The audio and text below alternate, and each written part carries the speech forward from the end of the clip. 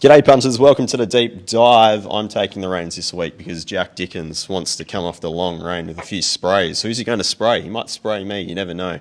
There's every chance, I'd think, after the weekend that was. We're here in lockdown, we're in stage 4 punters, but we'll start in Sydney because I think for the most part that was probably the most entertaining piece of non-betting narrative for the weekend, and in particular David Payne. We'll get into a little bit of detail with what he did, but Rob Scurry, we'll start with yourself. How are you today? I'm good, mate. And it was good to be on the track there on Saturday. I was back in GA, general admission, and it was more of a relaxed vibe, unlike you poor buggers down in Melbourne. Yeah, well, I mean, we'll get to that in a little bit. Jack Dickens, yourself, you've been on the double header with Moonee Valley and then Sandown. How are you breathing today?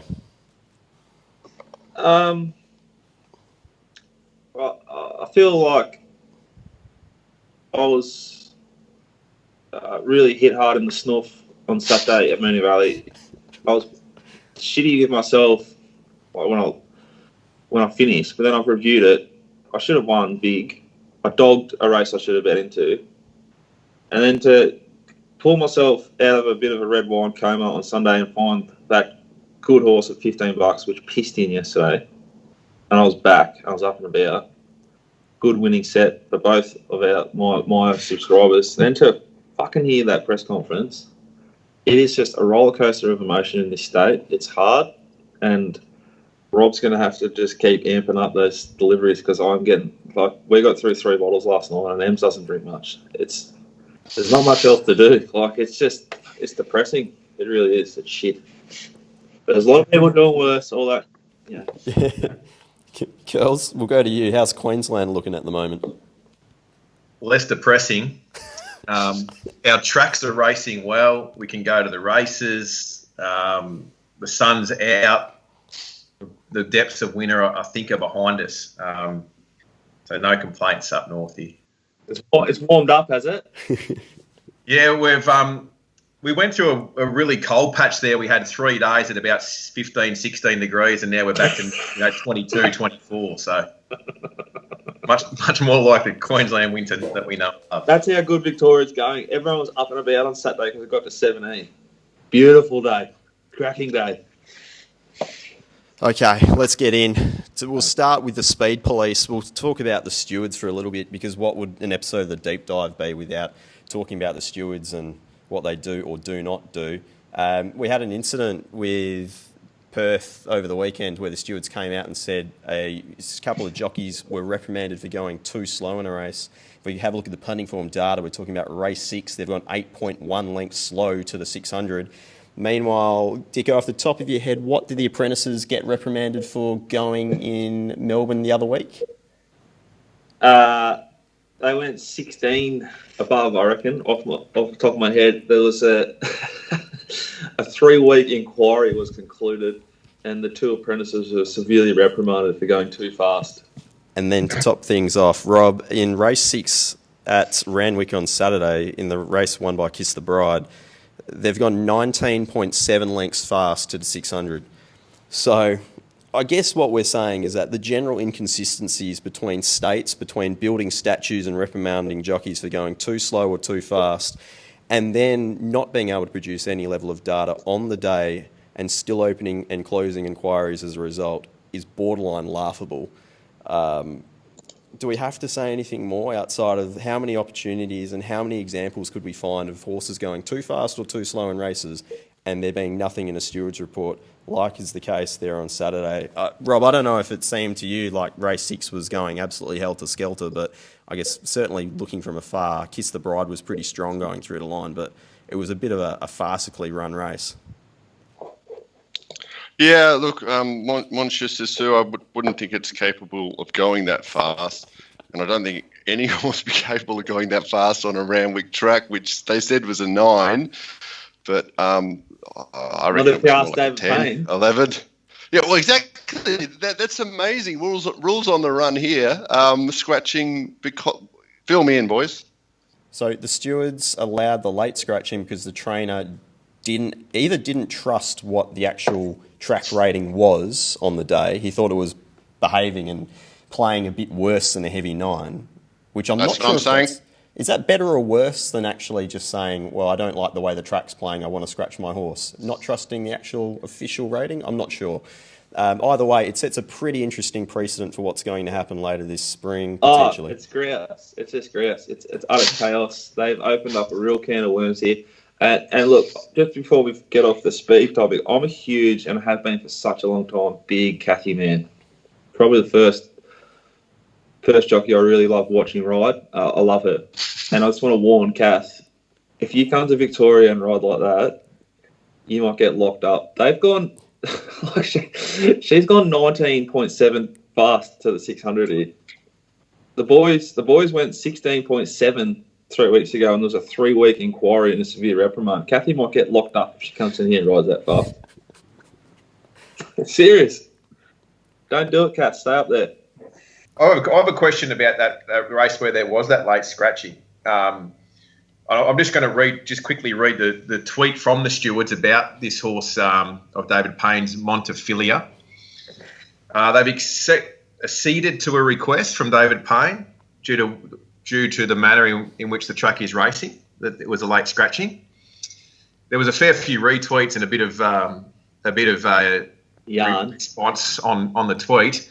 So then the stewards were compelled to follow up with another tweet saying, for clarification, the request from D. Payne was made on the basis he believed the track to be racing worse than a heavy 9, and he was of the view that the filly would not be competitive, and therefore they approved.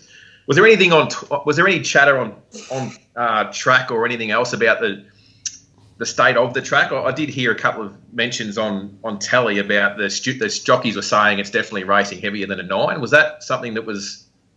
Yeah, I think. Why didn't they ask the jockeys and downgrade it to a 10 and just play on?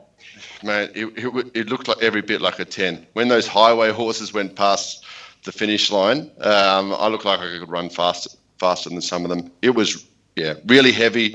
We got this on speed early sort of pattern, and that thing in the Fanciful Dream race, just Louise Day. I think she's a bit of a talking point out of the day. She's rode a couple of winners. We've also got Tom Sherry getting his first win on Fulmina. Apprentices, wet tracks, on pace bias, pretty shit meeting at Randwick. I think it opens a huge can of worms, though. Like the first tweet's probably the truth, and then he's scratched because it's biased. The track's biased. Then they've changed the wording to avoid the backlash. That's my read on that. Their communication. Like, what does that mean moving forward? They could have a proper damaging effect on turnover. Because why would you bet before you know they're racing? Look, I tell you what. One thing that will come out of it is that Mark Van Gestel wasn't the chief steward on Saturday, and Wade Birch was filling in for him. I don't think that'll be happening again. Get back to policing jokes, Wade. Come on, that's your priority. It's rules on the run, isn't it? It's just a bit like the 18-year-old. Pete says, "We'll have a look at that." Yeah, he should be able to play rugby league. Sweet, we'll do that. You can scratch your horse on the, don't need to downgrade the track. What's going on? Carnage. At least you can go and watch them though, right? Life's not that bad. Oh, mate. Yeah, it was much better this week. It seemed to be less security guards or something. It was just a good vibe on course. Bjorn Baker was there screaming his horse home in the last. Empty betting, pretty empty, but that's why it seemed so loud. It was pretty funny. All right. Well, look, the podium in terms of performances of the day, no surprise, Kiss the Bride off that brutal tempo was number 1. Monsieur Sisu was 2. And then Not Faint-Hearted in the first race was the third best performance on the day, according to the puntingform.com.au figures. But, Rob, is there any races that you thought took your eye more than any others? Not really. I thought it was a pretty straight up and down kind of winter meet with not much good on display. I guess the other race we should touch on is also the biggest betting race on the card was race 3, which is Man of Pace defeating Cordia. There was only 6 runners in that event, but I guess Man of Pace did get a few things in its favour. Yeah, well, yeah, and it's in top form at the moment. But Cordius was meant to be the good thing of the day and sort of never looked likely. It can't parade any better. You Make Me Smile was, a horse that, Kath often gets the best out of, and she was on Cordia, which was kind of funny. But yeah, look, there's nothing much really to follow here. You Make Me Smile will probably parade well again, and I'll get sucked into it again. Play on. Any races you boys want to talk about? I don't want to talk about Fanciful Dream, I'll put it that way. That happened. Okay, let's jump across to Queensland. Curly, Eagle Farm, race 2, Sir Barnabas was the best performance on the card, 4.8 above the all-average benchmark. You also marked this particularly short on your rated prices. Just take us through that race, will you? I thought I'd throw them a rundown because this is exactly like the Polly Gray Mahatma Deus race for me. Completely greyed ourselves up, haven't we? This is like two hopes in this race. In my preview and the sheets that sent out, I had marked this horse short. The money for the Waller runner was it was very strong. Look, Sir Barnabas was one that I marked that was made that beat the bias at Ipswich. Honest horse, yeah, blah blah blah. 2 hopes, and then the money was relentless for the Waller runner. And this Sir Barnabas got out a little bit, and it still, I think it traded shorter on the fair than what it did on the fixed, which is, it should have triggered a bet late for me, but anyway, it was too late by the time I sort of had to make the call. So I let it go, and I spoke in a video. I think I did a Betfair video not long ago, and I spoke about not getting greyed up if a horse wins that you're not on. Yeah, well, I broke my own rule here. I saw your prices in the morning, and for whatever reason, this race stood out to me when I went through them. So then when I wasn't watching, I saw it won. I thought, Phil. Went to check, and I didn't want to ask you because I know what that's like. I don't want to be like, hang on, mate. I've actually just dealt with that mentally. Please don't bring it back up. Yeah. Oh, look, that's part of the great game, and wagering's as important. Like we spoke about this 100 times, you can find the winner, but having the right bet. And anyway, yeah, it was a good effort. It ran right up to expectation, and another good ride from Orman who got going and put him away early and was strong through the line. So good luck to him. The money for the Waller runner was pretty relentless. Traded short on the fixed, and just a match. Hopefully someone got value out of the sheets anyway. There was another horse in the last race too, which I marked shorter, and I should have had just something small on it. Disillusion one at $27 or something. I think I had the first 2 shorter in the market, and they've run the Quinella just to really grey me up. Well, the biggest betting race on the card was race 7, won by Socialising. There's 470,000 matched on that. There was something there for you, though. That's a horse with a real place in our hearts, isn't it? I love that horse. There was a bit of chatter around about this horse being a potential lay on the day, and after we'd bet, I think we took 320 at 9 o'clock. From that wasn't that from Greenpeace? Greenpeace. The recycler? Oh, I don't know. I'm not sure. Leaving it. Anyway, look, got I keep bashing on about it. Good horses, good horses with good jockeys. I'd rather be on a horse that carries the weight than with a jockey that then doesn't carry, then gets 3 kilos off with a rider. This thing looked the winner a long way out and just needed clear air, and Maloney was, delivered. Horse to follow probably out of that race is that we had a very small chop out on the horse. Was Musical Genius, who led from the wide gate and ran really well. Just got beat by a better one on the day, but it's one that can win in this grade again. If it stays in this grade, but yeah, look, it was all in all, it was good though. I thought the track played really well. Everything was given its chance, probably on the firmer side, but look, I thought all in all it was not just because we won, but most horses got their chance on the day, and I think that's got something to do with the weather and drying surface and Had a little incident up here on Saturday with Racing Queensland recently signing a 10-year deal with Sky Channel to provide coverage of Queensland racing. First day of the new season, no post-race coverage for Brisbane races, and the first was at 11:25, and no post-race of jockeys and trainers. You know, the usual pat in the back. Oh, he went super. We cut to a Harvey Norman ad and a pre-meeting preview from Kickatinalong in Western New South Wales. What about also .com's been advertising Queensland racing? Now they didn't get it. The poor bastards, they've done all the groundwork with like that hot bird, and she's just said, nah, friend zoned. See you later. Going back to the big boy.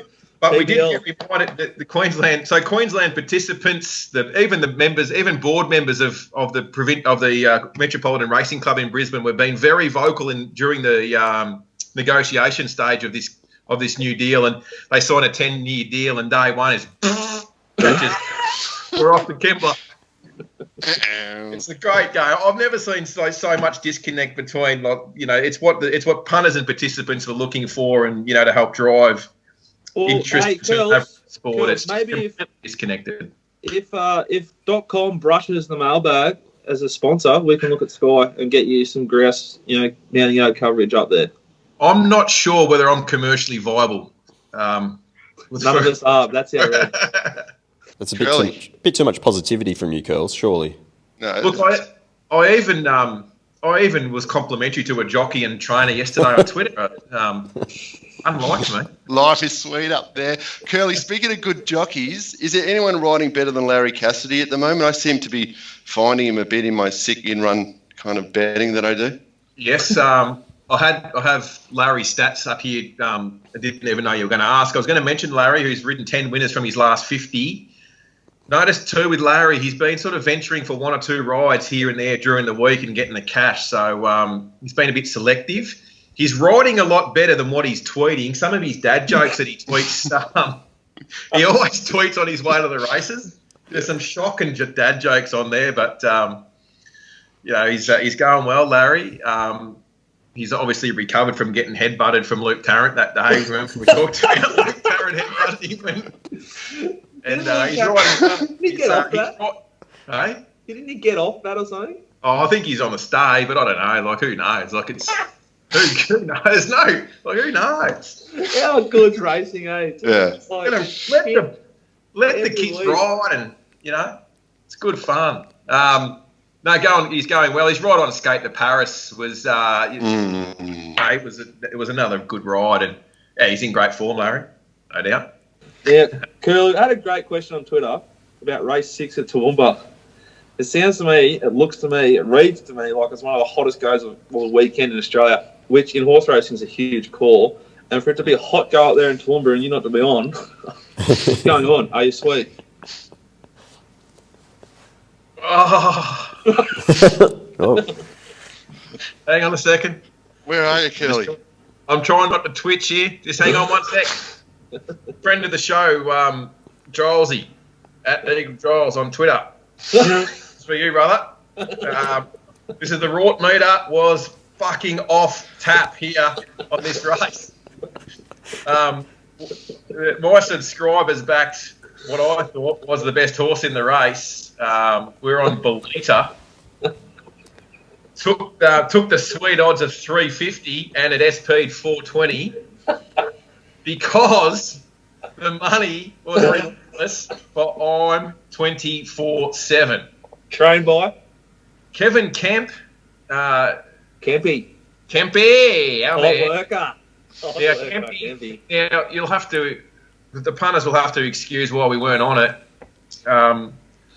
It did get beat 4.6 on debut at Ipswich over 800. Went for a spell, come back. Over 800? Was that over 800? That was at Ipswich, yeah. So, yeah, you can put a forgive next to that. Went for a spell, come back 97 days later, and ran 13th of 14 at the Sunny Coast, beaten 7.1 lengths.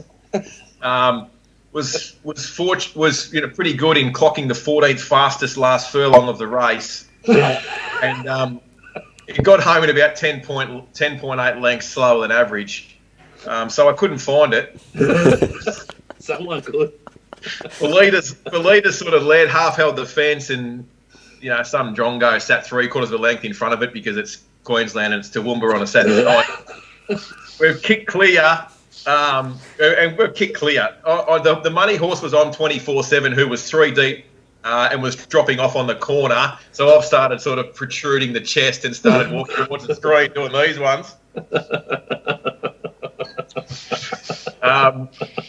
And I am 24/7 got its second wind.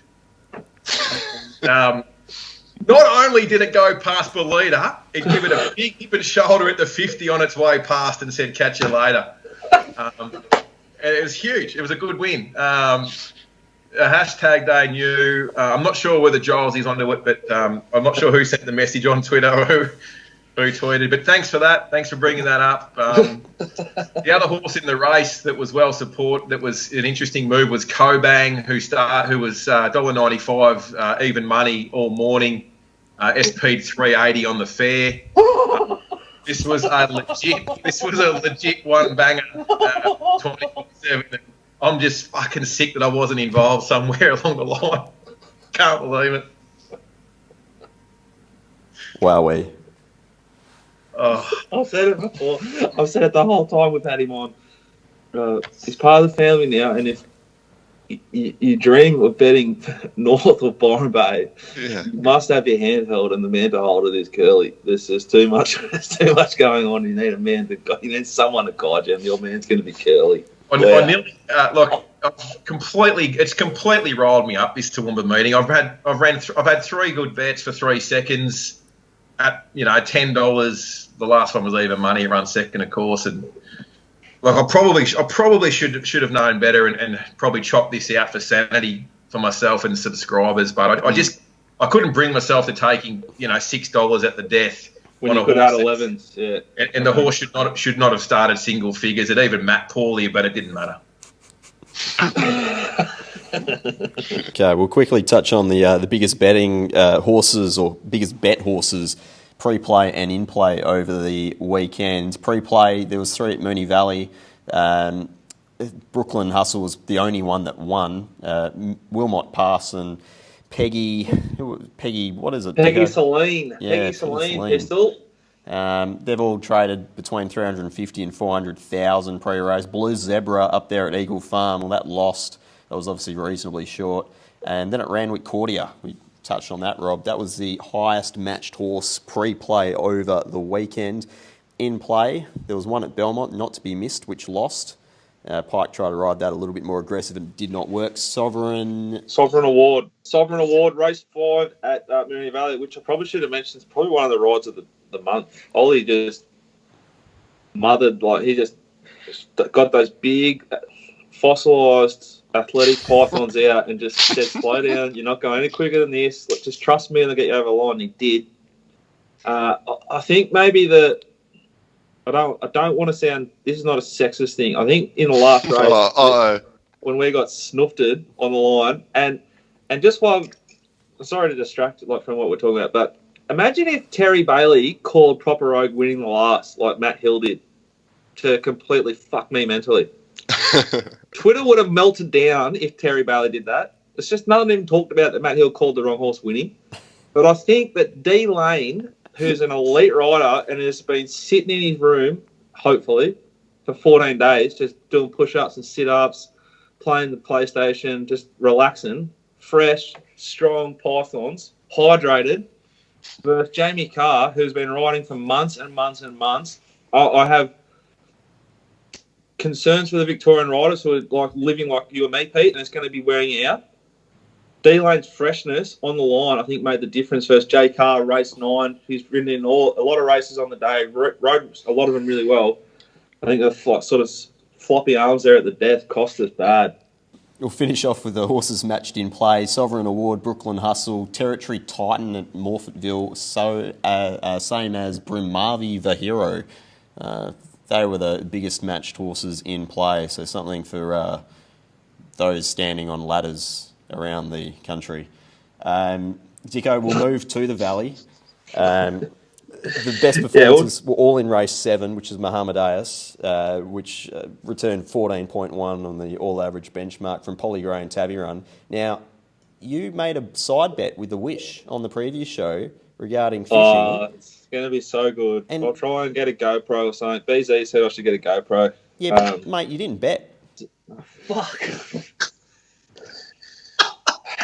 As I said to you, Peter, before the race day started, I thought that Victoria Star in race 1 was severe unders, and I wanted to lay it, and I didn't, and that started off a sickening mental health battle for me through the day. I almost backed Aglail, but I didn't. Then I almost backed Hard Landing, but I didn't. Then I bet really good in race 3 and didn't win, and I should have.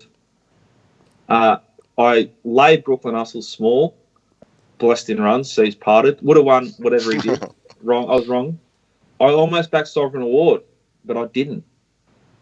So I was mentally in a dark place.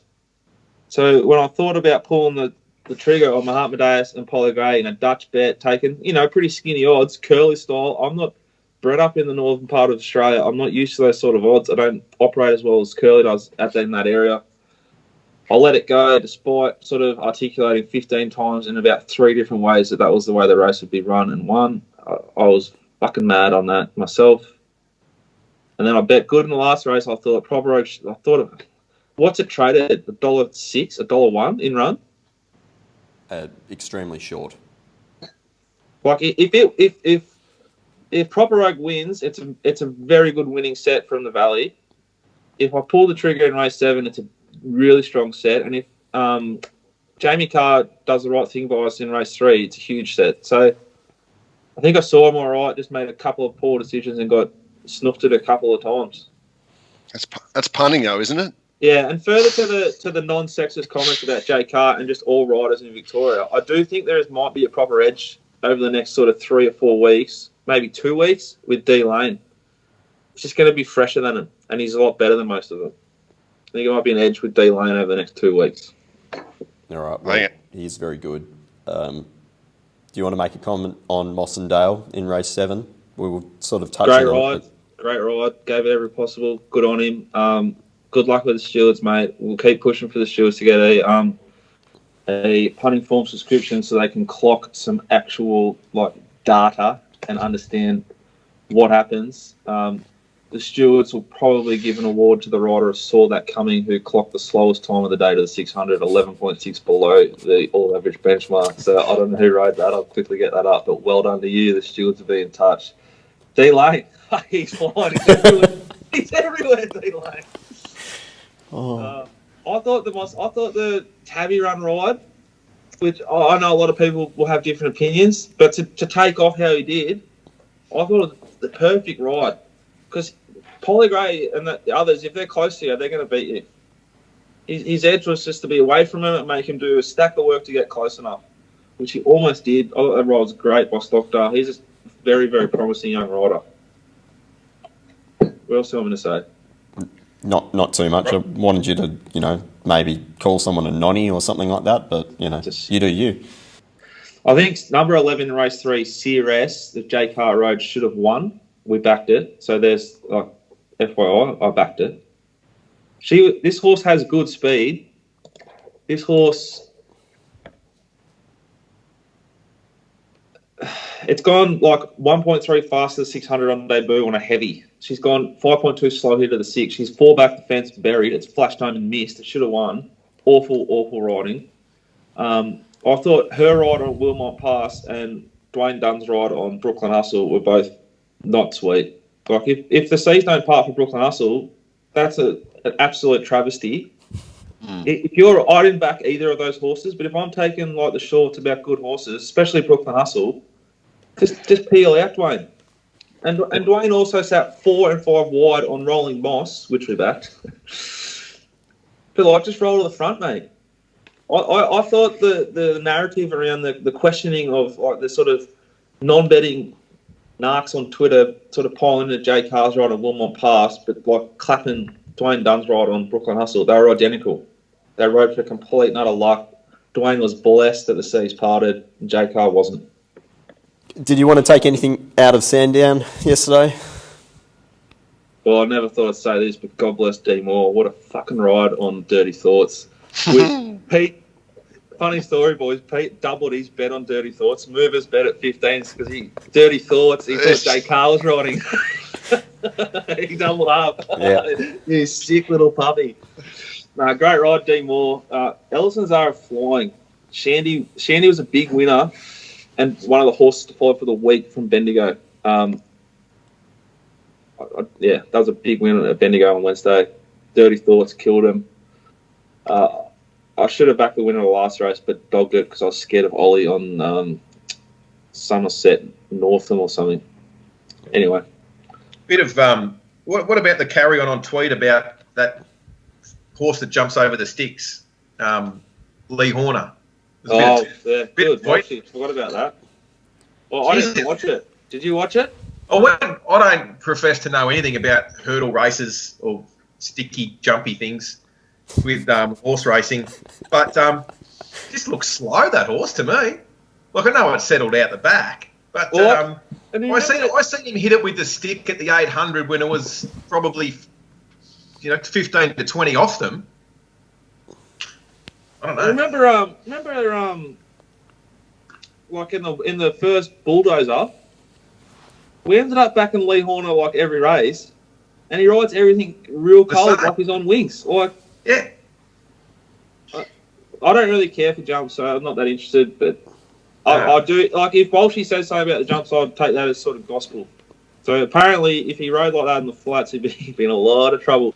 All right, I'm going to quickly talk about Belmont for a second, so just indulge me for a moment.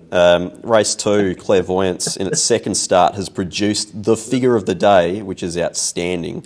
The horse has a really nice action. Rob, I would like you to go have a look at it at some point. Okay. I think you'd probably appreciate the style of horse that it is.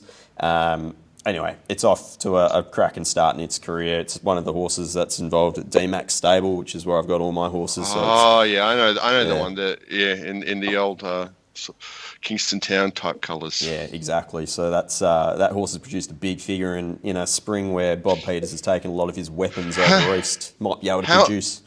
Why aren't we on that, actually? Like, wasn't there $1.60? Wasn't it up against $1.60 favourite and it just destroyed it? Yeah. How have they hidden this? Completely pulled its pants down, and that's an in-joke for me and anyone else who actually watched the race because the run-up was called Pants Down. So, yeah. Explaining your jokes works well. Alley-ooped? Yeah. Alley-oop there from Rob? I alley-ooped it to myself as well. Giraffe and Lord Help Me Run were second and third on the podium. Look, the day was pretty even for the most part. The track was verti-drained before the meeting, which is always a little bit scary, but I actually think the track played pretty well as a result. We've already spoken about the stewards identifying that one race. So I just want to touch on the fact that it seems that stewards only pick up on slowly run races where the field's compact and it looks like something almost falls or gets trodden on, and that was the case in this race, race 6, which was won by lucky Linda Lulu. I'd kind of like stewards to just keep an eye on the fact that slowly run races are slowly run races, but I'm not sure we're going to get that luxury anytime soon. Horses to follow out of the meeting, I probably wouldn't go that far. I've got one out of Randwick in the last Julian Rock. I really wanted to find this with Thomas Sherry on board. I think it's a bit of a wet tracker, and it just looked underdone. So, yeah, I think maybe even the Kosciuszko, Curly, if you're going to Syndicate together, get your tickets. Maybe we could get Julian Rock for the Kosciuszko. Exciting. Get involved. I'd rather donate it to charity. That's horse to follow for you, Curly? Horse to follow. I'm 24/7 in any Group 1 going forward. No. Shouldn't be like that. Look, I shouldn't be like that. The horse, I should say that a bit late now, but there was a gear change. It had a tongue tie on, so I'm assuming it just choked down first up. Didn't make the stewards report either. So I couldn't find anything there. Anyway. Horse to follow. Yeah, that horse at Eagle Farm that I mentioned earlier. What was it called? I don't know. Yeah, but people can go back and watch you again. Genius. Musical Genius is a horse that will win same grade All right. next up. Dickens, for yourself, horse to follow. Firstly, the inaugural new season of racing, and as we talked about, Pistol, the award for slowest leader to the 600. There'll be a little. You know how when you go to the races, I don't know if they have them in other states, but in Vic they have little gnomes, they have gnomes and they paint the silks of whatever one. Yeah. So Lockie Neindorf is the first ever winner for the slowest tempo to the 600. He set that in race 2 on There's a Bear in there. Well done, Lockie. The stewards will be loving your work. Well done. You're the first ever winner. Horse to follow. I reckon the Hayes camp's got a few horses about to explode without the old man there. Be interesting if they. I think surely they look to sort of use the best riders now, like the Ollies and the D Lanes of this world. It'd be fascinating to see what they do. But I think Five Kingdoms was enormous. We'll be winning. I think where Drew went good in the same race for Noblet, who's a really patient trainer. As we found out there at Bendigo, when the horse was second up was Ginger Jones. Wasn't ready. He told me it was. It wasn't. They're there too. Think Where Drew and Five Kingdoms will follow both of them out of race 8. Don't we have bad blood with Five Kingdoms? We have found it a few times, Rob. Yes, and it hasn't won, but it's had a wind up, I think. And I thought it was very, very good on Saturday when it wasn't suited. It was basically a trial. Yeah, well, I'm not knocking you, mate. You know, I'm as loyal as anyone for horses I like that don't win.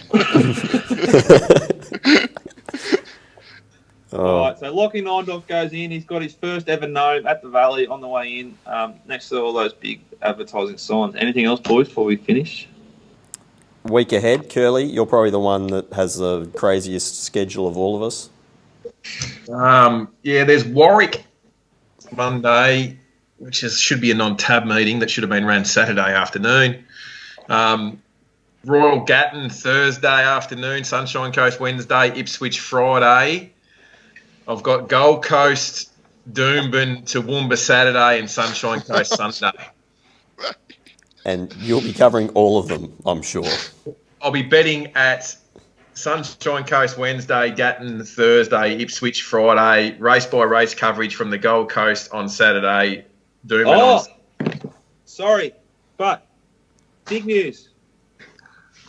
We'll be betting on Wednesday at Cranbourne and Flemington Saturday. Now, punters, everyone out there, get on Twitter and support this. I have made an inquiry. I have asked about sponsoring the Mounting Yard for the mailbag.com.au to get you and me actual vision of the ponies before they race.